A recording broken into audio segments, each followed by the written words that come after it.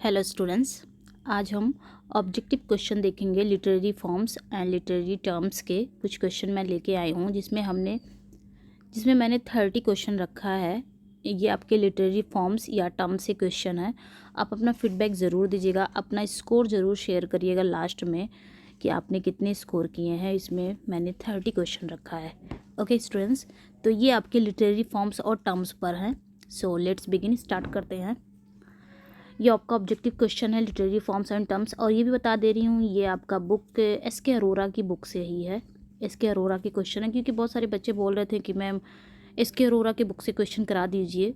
तो लगभग मैंने सारे ही क्वेश्चन करा दिए हैं एस.के. अरोरा के, चाहे वो शेक्सपियर पे हो या फिर मिल्टन पे हो, विलियम वर्ड्सवर्थ पे हो, गर्ल्सवर्दी पे हो। ये सारा ही मैंने करा दिया है। चैनल पे आप जाके ज़रूर चेकआउट कर लीजिएगा, सारा ही मैंने करा दिया है। बस यही रह गया था कि लिटरेरी फॉर्म्स एंड टर्म्स, उसमें कुछ एक्सरसाइजें भी थी, वो भी मैंने करा दिया, सब कुछ करा दिया। बस यही रह गया था लिटरेरी फॉर्म्स एंड टर्म्स। सोचा ये भी करा दूँ ताकि आपको बुक परचेस करने की ज़रूरत ना पड़े, आप ये सारा ही कंटेंट आपको मिल जाए। Okay, so let's begin. It is a term, ये एक टर्म है। इट रेफर्स, यहाँ पे थोड़ा ब्लर है तो मैं समझा दूंगी। इट इज़ अ टर्म, ये एक टर्म है, एक शब्द है। इट रेफर्स अ स्टोरी, जो कि एक स्टोरी को रेफर करता है। That starts from the beginning of the event, जो किसी भी इवेंट की शुरुआत से स्टार्ट होता है, वही शुरुआत होता है, किसी भी इवेंट की शुरुआत होती है। इट्स लैटिन टर्म, इसका जो लैटिन टर्म है, means from the beginning the origin the egg, मतलब इसका जो लैटिन टर्म है जिसका मतलब होता है फ्रॉम द बिगिनिंग, शुरुआत से। ओरिजिन मतलब भी होता है शुरुआत से, द एग मतलब भी होता है शुरुआत से। Horace has used in it Ars Poetica, Horace ने इसका यूज किया है किसमें, अपने अर्स पोएटिका में, जिस टर्म की बात हो रही है, जिसका मतलब होता है from the beginning the origin the egg. तो वो टर्म है क्या? आपके ऑप्शन में है ए बी ओवो, एब, अब्सर्डो, एड, होमोनिम, एड वेलोरेम। तो यहाँ पे जो राइट आंसर हो जाएगा, अपना अपना यहाँ पे ज़रूर चूज करिए कौन सा आंसर आप चूज करते हैं। थोड़ा लेट मैं आंसर बताऊंगी। तो यहाँ पे राइट आंसर हो जाएगा ए। वो टर्म क्या है? एब ओ। Okay, next. Agitprop theatre a well known from 20th century is, एक थिएटर है एज इट प्रॉप जो 20th सेंचुरी में बहुत ज़्यादा प्रसिद्ध है, वेल नोन है। वो क्या है, ये चीज़ हमें बतानी है। एज इट प्रॉप थिएटर जो है वो 20वीं शताब्दी में बहुत प्रसिद्ध है, बहुत वेल नोन है, वो है क्या? तो ये आपके ऑप्शन में है a form of folk theatre in rural England, आपके है Brechtian drama, Marxist and or communist propaganda using the theatre form, ये सारी चीज़ें हैं। तो यहाँ पे जो राइट आंसर हो जाएगा वो आपका सी हो जाएगा, Marxist and or communist propaganda using the theatre form. Okay, next. An extended narrative, यहाँ पे क्या कहा जा रहा है कि an extended narrative which carries a second meaning along with its surface story is known as, मतलब एक नैरेटिव है जो अपने साथ साथ मतलब अपने साथ साथ एक सेकेंड मीनिंग लेके चलती है, एक सरफेस स्टोरी के साथ साथ एक और स्टोरी चलती है। ऐसी को क्या कहा जाता है? कौन सा है वो टर्म जो एक मीनिंग तो चलती चलती रहती, एक ही मतलब एक स्टोरी चलेगी उसके साथ साथ एक और स्टोरी चलती रहती है, वो टर्म हमको बताना है यहाँ पे। तो वो टर्म क्या हो जाता है? आपका राइट आंसर क्या हो जाएगा? आप लोग को पता ही चल गया होगा। राइट आंसर यहाँ पे एलिगरी हो जाता है। ओके,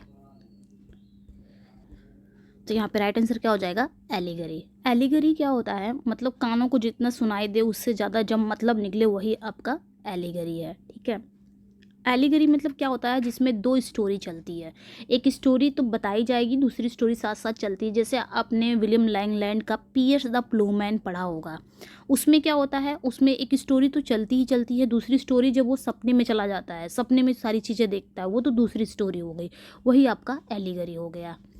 तो यहाँ पे थोड़ा बताना चाहूँगी मैं कि मिल्टन ने इसे डिफ़ाइन किया है, जॉन मिल्टन ने इसे डिफ़ाइन किया है एलिगरी को। क्या कहा है? कहा है कि where more is meant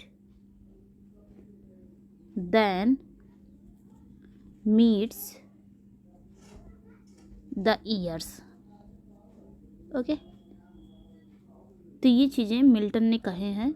Milton ने एलिगरी को डिफाइन किया, where more is meant than meets the ear, मतलब कानों को जितना सुनाई दे उससे ज़्यादा जब मतलब निकले वही आपका एलिगरी है। तो ये मिल्टन ने डिफाइन किया है, मिल्टन ने ये एलिगरी पे कहा है, तो इस चीज़ को याद रख लीजिएगा। ओके, तो यहाँ पे जो राइट आंसर हो जाएगा वो आपका एलिगरी हो जाएगा। जैसे आपका डांटे का डिवाइन कॉमेडी, ये क्या है, एक एलिगरी है, ठीक है। चौसर का हाउस ऑफ फेम, ये भी एक एलिगरी है। जैसे चौसर का हाउस ऑफ फेम, ये भी क्या है, एक एलिगरी है। विलियम लैंगलैंड का जो मैंने अभी बताया पियर्स द प्लूमैन, वो भी आपका एक एलिगरी है। ओके, तो ये सारी चीज़ें क्या है, एक एलिगरी है। जॉन बनियन का आपका जो है पिलग्रिम्स प्रोग्रेस, वो भी आपका एलिगरी है। आगे क्वेश्चन है। Okay, next. ओके, तो यहाँ पे एक चीज़ और बता देना चाहती हूँ, 1 मिनट। एलिगरी के बारे में, यहाँ पे एलिगरी जो टर्म है ना, ये ड्राइव कहाँ से हुआ है, ग्रीक वर्ड एलिगोरिया से। ओके, ये ग्रीक वर्ड एलिगोरिया से ये ड्राइव्ड हुआ है, विच मीन्स स्पीकिंग अदरवाइज, जिसका मतलब होता है speaking otherwise. Okay, speaking otherwise. Okay, ये चीज़ बतानी थी। नेक्स्ट, आगे बढ़ते हैं। A story or poem in which characters, settings, events stand for other people or events are the abstract ideas or qualities is known as। Okay, तो यहाँ पे क्या कहा जा रहा है, कहा जा रहा है कि एक स्टोरी हो या एक पोएम हो जिसमें एक कैरेक्टर्स, सेटिंग हो गए, इवेंट्स हो गए, वो दूसरे पीपल, दूसरे इवेंट्स या कोई भी अब्स्ट्रैक्ट आइडियाज़ या फिर क्वालिटीज़ के लिए स्टैंड होते हैं, इज़ नोन एज। ऐसे स्टोरी या पोएम को क्या कहा जाता है, जिसमें कैरेक्टर्स हो गए, सेटिंग, इवेंट्स, वो दूसरे लोग, दूसरे इवेंट्स, दूसरे अब्स्ट्रैक्ट आइडियाज़, दूसरे क्वालिटीज़ के लिए स्टैंड होते हैं, उसे क्या कहा जाता है। इल्यूज़न आपके ऑप्शन में आपके ऑप्शन में इल्यूज़न है, इल्यूज़न अब्स्ट्रैक्ट है या एलिगरी है। तो यहाँ पे जो राइट आंसर हो जाएगा वो हमारा बी हो जाएगा। इल्यूज़न को, ऐसे को क्या कहा जाता है, इल्यूज़न। इल्यूज़न मतलब ये होता है, अगर इसका हिंदी बोले तो संकेत होता है, उद्दृढ़ संकेत बोल सकते हैं। इसमें क्या होता है, इसमें ये होता है कि व्हेन अ पोएट और राइटर नोविंगली या अननोविंगली, मतलब जब कोई कवि या राइटर जानबूझकर या अनजाने में वो क्या करता है, एक हिस्टोरिकल पर्सन या हिस्टोरिकल इवेंट्स या फिर कोई अदर लिटरेरी वर्क या आर्ट को क्या कर देता है, वो जानबूझकर उसमें इंडिकेट कर देता है, that has been written before him, जो पहले लिख चुका हो, this is going to be called allusion. मतलब जो पहले चीज़ें लिख चुकी हो, चाहे वो हिस्टोरिकल पर्सन पे लिखी हो, हिस्टोरिकल इवेंट पे लिखी गई हो, और जब दूसरा राइटर क्या करता है, वो अपने वर्क में वही सेम चीज़ को फिर से इंडिकेट कर देता है लाके। ऐसा होता है ना कि जब हम कभी कोई चीज़ पढ़ते हैं तो हमको लगता है कि ये चीज़ें तो हम वो वाले बुक में पढ़ चुके थे, ये चीज़ें ने वो राइटर ने लिखा था, तो हमको ये देख के दूसरा वाला याद आ जाता है, तो वही होता है आपका इल्यूज़न। ओके, तो यहाँ पे जो राइट आंसर हो जाएगा वो आपका बी हो जाएगा। नेक्स्ट, जॉन बनियन का the pilgrim progress is an instance of, आ गया ना, यहाँ पे पूछ रहा है कि जॉन बनियन का जो द पिलग्रिम प्रोग्रेस है ये है क्या, एलिगरी, इमेजरी, मेटाफर या डेडेज, क्या है ये। तो ये आपका इजी क्वेश्चन है, एलिगरी है। Next, A reference to someone or something that is known from history, literature, religion, politics, sports, science or another branch of literature is।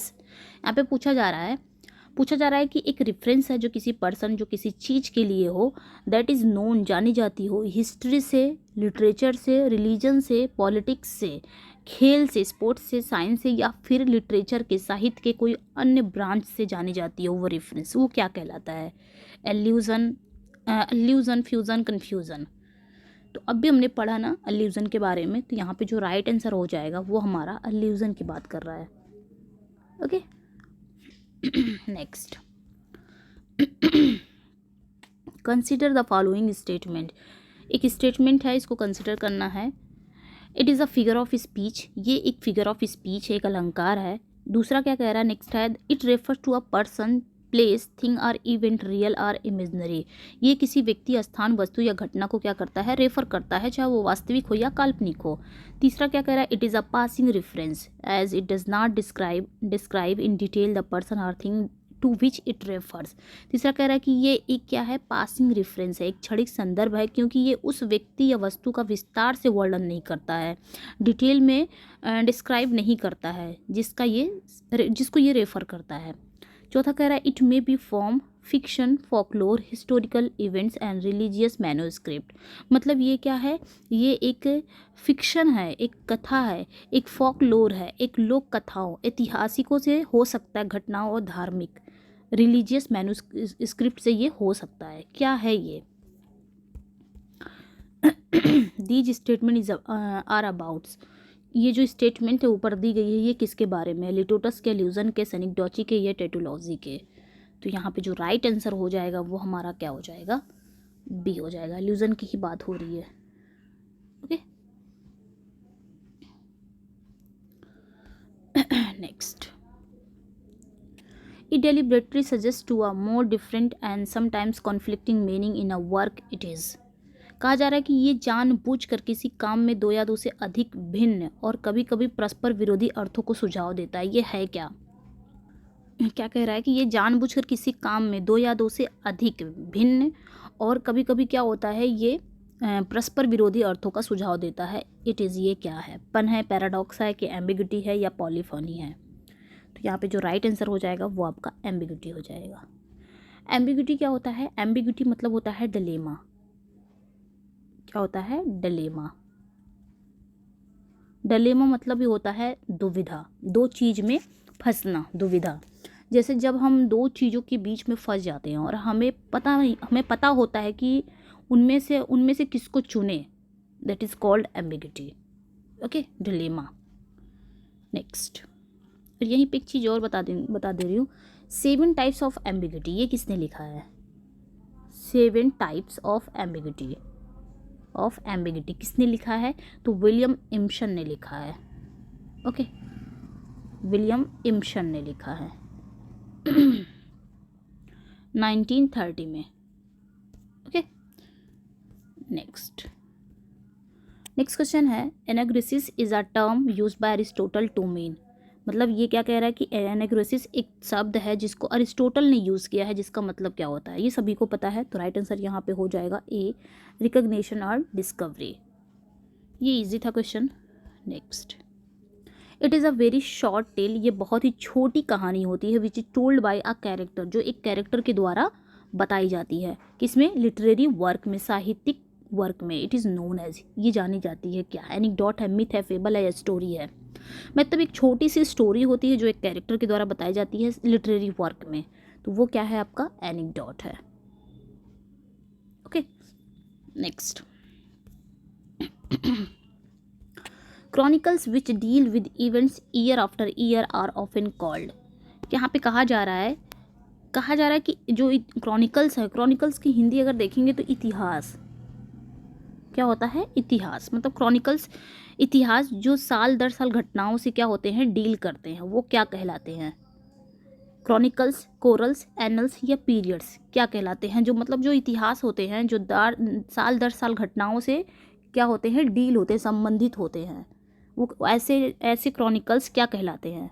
तो राइट आंसर यहाँ पे हो जाएगा सी, एनल्स कहलाते हैं। एनल्स मतलब ही होता है वर्षक्रमिक इतिहास होता है, अगर इसका हिंदी देखा जाए तो। Okay, next, the major character who stands directly oppose to the protagonist is. यहाँ पे कहा जा रहा है कि जो मेजर कैरेक्टर है वो सीधे प्रोटैगनिस्ट के खिलाफ खड़ा होता है। प्रोटैगनिस्ट मतलब होता है हीरो, नायक जिसे बोल सकते हैं। तो अब मूवीज़ वगैरह में देखते हैं तो हीरो के खिलाफ कौन खड़ा रहता है? विलन। तो विलन आपके क्या हो जाएगा? एंटागोनिस्ट हो जाएगा। एंटागोनिस्ट ही खड़ा रहता है ना। मेजर कैरेक्टर किसमें? आपके लिटरेरी वर्क में अगर आएगा तो मेजर कैरेक्टर जो होते हैं वो किसके खिलाफ? जो प्रोटैगनिस्ट के खिलाफ होते हैं कौन होता है? एंटागोनिस्ट होता है। तो राइट आंसर यहाँ पे हमारा ए हो जाएगा। Okay, next, it is a kind of metonymy. मतलब ये क्या है? एक मिटोनिमी का प्रकार है। ये जो क्वेश्चन पूछ रहा है, ये पूछा जा रहा है कि एक मिटोनिमी का प्रकार है, इन विच एन एपिथेट और phrase take the place of proper name. जिसमें एक एपिथेट और एक फ्रेज एक प्रॉपर नेम का स्थान लेते हैं। The little corporal is use for Napoleon, जो मतलब नेपोलियन के लिए द लिटिल कॉर्पोरल का यूज़ किया गया है। It also uses a proper name as an archetypal name to express a general idea. आगे क्या कह रहे हैं, ये व्यक्त करने के लिए एक आदर्श नाम के रूप में एक उचित नाम का भी उपयोग करता है। इट इज़, ये क्या है, किसकी बात यहाँ पे हो रही है, तो यहाँ पे जो राइट आंसर हो जाएगा, मतलब जो मिटोनमी का प्रकार भी है और जो एक एपिथेट और फ्रेज अपने एक प्रॉपर नेम के बदले लेता है। और जैसे नेपोलियन के लिए इसने क्या यूज़ किया, द लिटिल कॉर्पोरल का यूज़ किया गया है। तो आपका राइट आंसर हो जाएगा एंटोनोमेसिया। ओके, राइट आंसर क्या हो जाएगा, antonomasia. Next, the bard, the iron lady, the king are the examples of literary term it is. ये जो द बार्ड है, द आयरन लेडी है, द किंग है, ये सारे लिटरेरी टर्म के एग्जाम्पल्स, ये सारे हैं क्या, स्पूनिरिज्म है, ट्रांसफर एपिथेट है, एंटोनोमेसिया है, नन ऑफ दिस। तो ये सारे आपके एंटोनोमेसिया हैं। ओके, नेक्स्ट,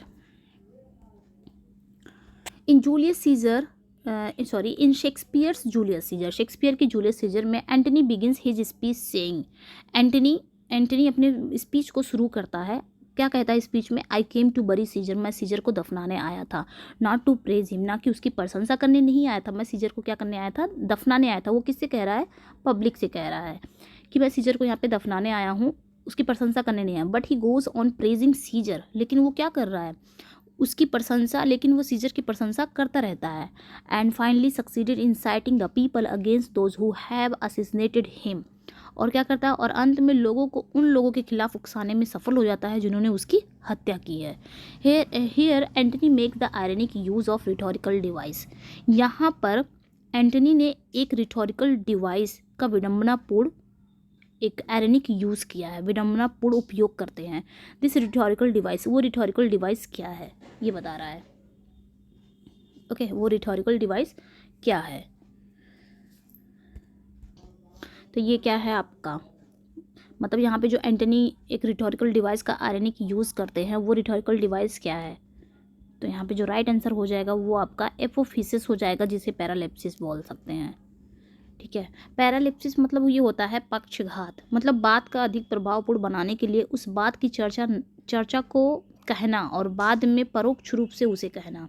मतलब क्या कह रहा है कि जब कोई भी बात हो, उसको अधिक प्रभावपूर्ण बनाने के लिए हम क्या कहेंगे, उस बात की चर्चा नहीं करेंगे, लेकिन बाद में भले ही परोक्ष रूप से उसकी चर्चा हम करेंगे। तो यहाँ पे भी वो शुरुआत में कह रहा है कि मैं सीजर को दफनाने आया था, उसकी प्रशंसा करने नहीं आया था, बट वो उसका मेन मकसद था प्रशंसा करने, लेकिन उसने ऐसे ही बात घुमा घुमा के करते करते उसने प्रेज भी कर दिया और उन लोगों के खिलाफ उसे उकसा भी दिया, मतलब पब्लिक को उकसा भी दिया उन लोगों के खिलाफ। तो ऐसे में उसे क्या बोलते हैं, paralipsis apophasis. Next, the term use for the use of an old or absolute word idiom or form is, मतलब किसी पुराने या प्रचलित के प्रयोग के लिए जो प्रयोग शब्द होता है वो क्या कहलाता है। कोई ओल्ड हो, एब्सोल्यूट वर्ड हो, उसके प्रयोग के लिए कौन सा शब्द हम यूज़ करते हैं, तो यहाँ पे जो राइट आंसर हो जाएगा वो आपका ए हो जाएगा। इजी है ये, आर्केज़म। आर्केज़म मतलब ही होता है एब्सोल्यूट, मतलब जो चलन से बाहर हो। किसी कवि द्वारा जानबूझकर ऐसे शब्दों का प्रयोग करना जो अब आउट ऑफ फैशन हो, मतलब कोई भी पोएट हो वो अपने वर्क में जानबूझकर ऐसे शब्द का प्रयोग करना जो आउट ऑफ फैशन हो, जो ऑब्सोल्यूट वर्ड हो, उसे बोलते हैं archaism. Next, art for art sake is associated with, जो आर्ट फॉर आर्ट सेक है ये किससे एसोसिएट है, तो यहाँ पे जो राइट आंसर हो जाएगा वो आपका ए हो जाएगा, द एस्थेटिस। किससे है, एस्थेटिस से है। Next, it is a short speech which is heard by the audience, मतलब ये एक छोटी सी स्पीच है जो ऑडियंस के द्वारा सुनी जाती है, ऑडियंस इसको सुनते हैं। The speaker expresses to audience his private thought, जो स्पीकर है वो क्या करता है, अपने प्राइवेट थाट को ऑडियंस को एक्सप्रेस करता है, बताता है। But the other characters do not hear it, मतलब स्टेज पे एक स्पीकर होता है और वो क्या करता है, अपने प्राइवेट थाट को बताता है, और जो ऑडियंस रहती है, ऑडियंस उस चीज़ को सुनती हैं, बट जो स्टेज पे अदर कैरेक्टर होते हैं वो सुनते नहीं हैं। तो ऐसे इस टाइप के टर्म को हम क्या कहते हैं, सोलिलो की असाइड या ड्रामेटिक मोनोलॉग या मोनोलॉग। तो ऐसे टर्म को हम क्या कहेंगे, असाइड कहेंगे। ओके, स्टेज पे है, अगर स्टेज पे है, वो स्टेज पे है और पब्लिक सुन रही है, तो वो अपने प्राइवेट चीज़ों को साइड में आके बताएगा और उसको वो ऑडियंस सुनेगी, लेकिन अदर जो कैरेक्टर है स्टेज पे वो नहीं सुनेंगे, उसे बोलते हैं असाइड। ठीक है। और जो सोलिलोकी है ना, सोलिलोकी में क्या होता है, स्टेज पे अकेला वो खड़ा होता है और अपने जो वंस थॉट है, अपने जो विचार है वो अलाउड होके बोलता है, अपने जो अंदर के विचार है वो सोचता है और वो उस चीज़ को बोलता भी है, तो उसको ऑडियंस सुनती है। Okay, next saint Augustine's confessions and Rousseau's confession are the earliest instance of. यहाँ पे पूछा जा रहा है कि जो सेंट अगस्टाइन्स का है, सेंट अगस्टाइन का कन्फेशन और रूसो का जो कन्फेशन है, ये शुरुआती उदाहरण है। किसका उदाहरण है शुरुआती, ये चीज़ बतानी है, किसका शुरुआती उदाहरण है। तो यहाँ पे जो राइट आंसर हो जाएगा हमारा वो क्या हो जाएगा, ऑटोबायोग्राफीज का है। ओके, तो यहाँ पे राइट आंसर ए हो जाएगा। Next Julius Caesar used to write and depict his personal experience about epic battle. He is said to be the first. यहाँ पे कहा जा रहा है कि जूलियस सीजर ने महाकाव्य लड़ाइयों के बारे में अपनी व्यक्तिगत अनुभव को लिखते हैं और चित्रित करते हैं, उसे क्या कहा जाता है। तो यहाँ पे जो राइट आंसर हो जाएगा वो हमारा ई हो जाएगा, मेमोइरिस्ट कहा जाता है। ओके, तो यहाँ पे राइट आंसर ए हो जाएगा। Next Walden is a memoir of. Walden एक मेमोयर है, ये किसका है, मिंगवे का है, वॉल्ट विटमैन का है, हेनरी डेविड थोरो का है या नन ऑफ दिस। तो वॉल्डन क्या है, एक मेमोयर है, किसका है, राइट आंसर यहाँ पे सी हो जाएगा, हेनरी डेविड थोरो का है।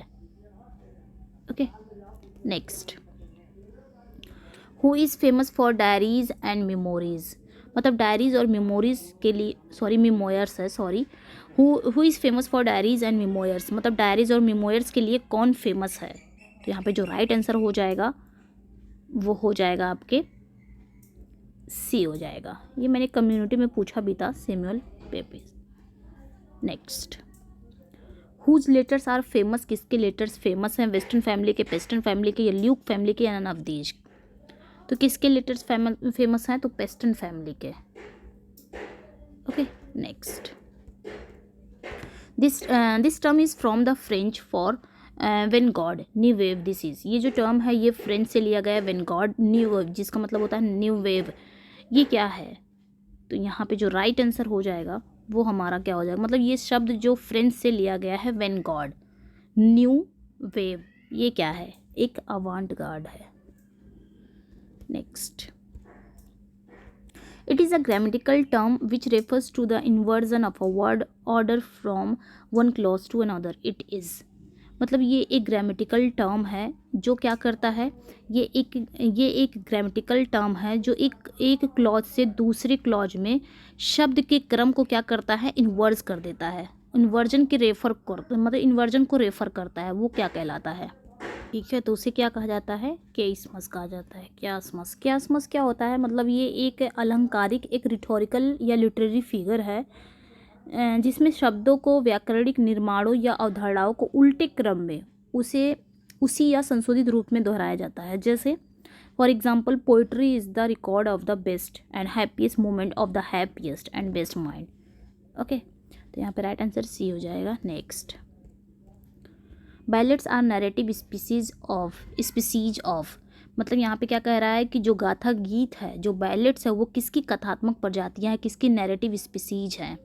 विमेन सॉन्ग की मोनोलॉग की फोक सॉन्ग की, सोसाइटी सॉन्ग की, तो वो आपके फोक सॉन्ग की स्पीसीज है। ओके, क्योंकि बैलेड में फोक सॉन्ग ही पाए जाते हैं, है ना। नेक्स्ट क्वेश्चन है, Chevy Chase nut brown maid, Cowper की the diverting history of John Gilpin, Coleridge का the rime of ancient mariner, Keats का ला बेल एडम्स एंड मर्सी, सर वॉल्टर स्कॉट का the Lay of the Last Minister are some of the well known. ये सारे और भी, मतलब और भी प्रसिद्ध, ये सारे है क्या, बैलेट्स है, एपिक है, ड्रामेटिक मोनोलॉग है, या नन ऑफ दिस। तो ये सारे क्या हैं, बैलेट्स हैं। Chevy Chase nut brown maid, ये जितने भी हैं सारे बैलेट्स हैं। Next the term bardolatry was coined by, ये जो टर्म है बार्डोलेट्री, ये किसके द्वारा क्वाइन किया गया है। तो यहाँ पे जो राइट आंसर हो जाएगा वो आपका J.B. Shaw in the preface to the 3 Plays for Puritans है आपके ऑप्शन में, शेक्सपियर इन द टेम्पेस्ट है, मिल्टन इन पैराडाइज लॉस्ट है, गर्ल्सवर्दी इन स्ट्राइफ है। तो यहाँ पे जो राइट आंसर हो जाएगा वो आपका ए हो जाएगा। J.B. Shaw ने किया है preface to 3 Plays for Puritans. Next, A sudden and ridiculous descent from the exalted to the commonplace and ordinary, especially when a writer is striving for the noble, are pathetic, achieves and ludicrous. This is the best description of a term. This term is, यहाँ पे कहा जा रहा है कि एक sudden and radicular decent होता है from the exalted, the common place and ordinary, और खासकर जब एक लेखक महान या दयनीय के लिए प्रयास करता हो, विशेष रूप से जब एक राइटर क्या करता है, नोबल एंड पैथेटिक के लिए क्या करता हो, प्रयास करता हो, तो वो क्या हो जाता है, तो वह लुडिक्रस हो जाता है, हास्यास्पद हो जाता है। This is the best description. ये किस टर्म का सबसे अच्छा डिस्क्रिप्शन है, ये टर्म क्या कहलाता है? तो यहाँ पे राइट आंसर क्या हो जाएगा, बथोस कहलाता है। नेक्स्ट एंड लास्ट क्वेश्चन है आज का। It is a group of authors, मतलब ये लेखकों का ये ग्रुप, ऑथर्स का एक समूह है, who repudiated respectability and normal social behavior, जिन्होंने सम्मान और सामान्य सामाजिक व्यवहार का खंडन किया है। They cultivated a rootless manner of living, उन्होंने जीने का एक रूटलेस तरीका विकसित किया है। They rejected standard narrative values and sought sexual liberation and exploration, आगे क्या कर रहे हैं, उन्होंने मानक कथा मूल्यों को खारिज कर दिया और यौन मुक्ति और अन्वेषण की मांग की। They became drug addict and were devoted to jazz, वह ड्रग एडिक्ट भी हो गए, वह ड्रग के एडिक्ट भी हो गए और जैज के क्या हो गए, डिवोटेड हो गए, मतलब जैज के लिए क्या हो गए, समर्पित हो गए। दिस ग्रुप बिलोंग्स टू, इस ग्रुप को क्या कहा जाता है, ये ग्रुप किससे बिलोंग करता है, young generation, beat generation, theatre of absurd या नन ऑफ दीज। तो यहाँ पे जो राइट आंसर हो जाएगा, ये जो ग्रुप कहलाता है ये बीट जनरेशन का ग्रुप है। ओके तो स्टूडेंट्स ये थे 30 question, literary terms and forms दोनों ही क्वेश्चन आपको मिलेंगे इसमें।